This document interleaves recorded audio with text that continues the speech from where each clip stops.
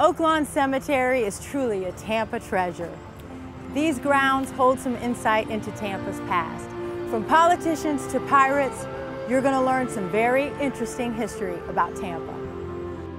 Tampa's first burial ground was created over 150 years ago when Tampa was a struggling town with a population of around 500. Designated as a burial ground for white and slave, rich and poor, it is the final resting place for many notable characters, from early pioneers to past mayors. In fact, the first mayor of Tampa is buried here. Paul Pizzo, a local attorney and son of one of Tampa's famous sons, Tony Pizzo, has this to share. This cemetery is really a jewel. It's a historical jewel. It's really the story of Tampa here in the lives of the people whose tombstones that you see all around us.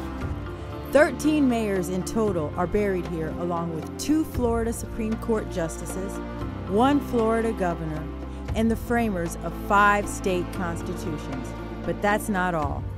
You've got it all. I mean, you've got from the most reputable citizens to some of the least reputable citizens.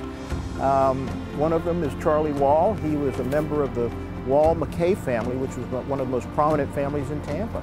But at a young age, Charlie chose to follow the lower road, got involved in gambling, bolita, and became a very powerful figure in the underworld industry here in Tampa. Rodney Kite-Powell is the Saunders Foundation Curator of History at the Tampa Bay History Center. Ashley Drive is named for William Ashley.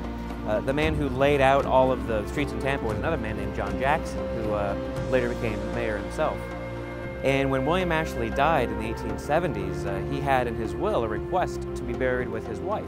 And that's not too unusual if you think about it, but the unusual part is his wife was his former slave, an African-American woman named Nancy Ashley. And when Nancy Ashley died a few years later, William Ashley's wishes were granted, and Nancy was buried literally with William Ashley's remains. And John Jackson, Ashley's friend, as was also the executor of that will, he created a really interesting inscription on the joint headstone, which basically says, strangers consider and be wiser. All distinctions of race intermingle in a common dust in the grave.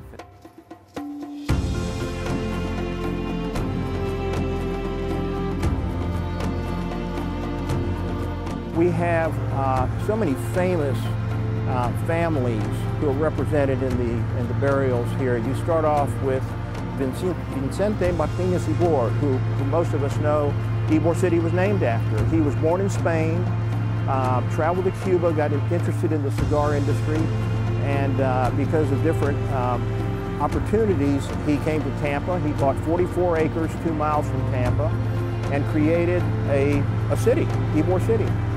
Walking these grounds today, we've taken a step back in time to come to know, remember, and learn about those who have made Tampa what it is today. For Spotlight Tampa, I'm Adri Colina.